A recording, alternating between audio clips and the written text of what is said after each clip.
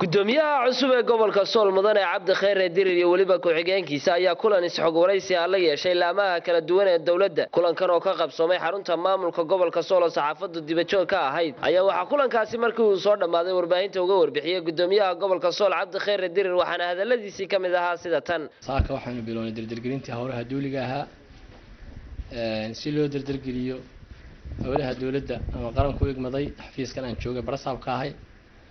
shirkii ugu horeeyay waxaan la galnay isuduyaasha wasaaradda ka howlgasha ee gobolka annagoo ka rabnay xog waraysi iyo meelaha hawlaha wasaaradda ay ka wakiilka ay marayaan si aan u helno xog rasmi ah oo aan ka duuli karno. waan is waraysanay wixii warbixinayeen waan kala qaadanay wixii awaamiir la isfaray waa la isfaray. waxaa lagu ballamay in shaqada ummadda loo hayo la dardargeliyo. waxaa noogu xigay odayaasha deegaanka iyagana aanu aragnay iyagana waxaanu kala hadalnay in nabadda la xoojiyo in dawladnimada la taabageliyo in abaaraha ka jira ee gobolka ka jira aanu isku tashanno ummadda la wacyigeliyo hadday ganacsato tahay hadday mataqaanaa ay tahay iskuullada hadday tahay ardayda hadday tahay shaqaalaha dawladda in idan la isku tashado oo gobolka isku tashado si fiican ayaanu soo afkarnay odayaasha deegaanka balna cadna waanu kala qaadanay.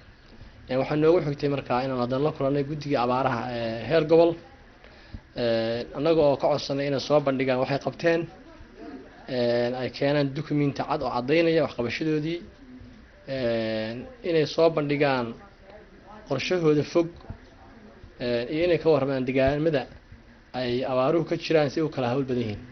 guddigaas way noo yimaadeen si wacan baanu soo afkarnay. waxay soo bandhigeen wixii ay qabteen hadday noqoto raashinkii ay xukuumaddu keentay hadday noqoto cawskii hadday noqoto biyihii madaxweynuhu ku deeqay iyo wixii kale ay jaaliyadaha kala kulmeenba si fiican baan iyagoo isku afkarnay. waanu ballannay ad la socotaan xafiiskii waxaanu hadda joognaa muddo 10 casho ka yar ilaa iyo haddeerna waxaanu wadnaa dardargelintii howlaha maamulka ee naloo egmaday.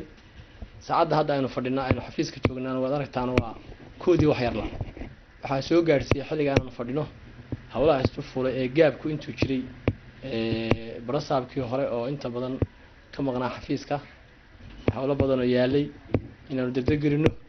saxaafadda waxaan ugu baaqayaa iyadoo horeyba ugu jirtay wacyigelinta abaaraha iyo ka qayb qaadashada iyo soo bandhigidda baahiyaha jira ee dhabta ah in haddeerna shaqada ayaan sii laabaan. gudoomiyaha cusub ee gobolka Sool Cabdi Khayre Dirir oo muddo ka yar 10 casho hayay xilka barasaabka gobolka Sool ayaa dardargeliyay howlaha shaqo ee hor yaalla xilli gobolka Sool la daala dhacayay barasaab la'aan haysatay muddo 5 bilood ah.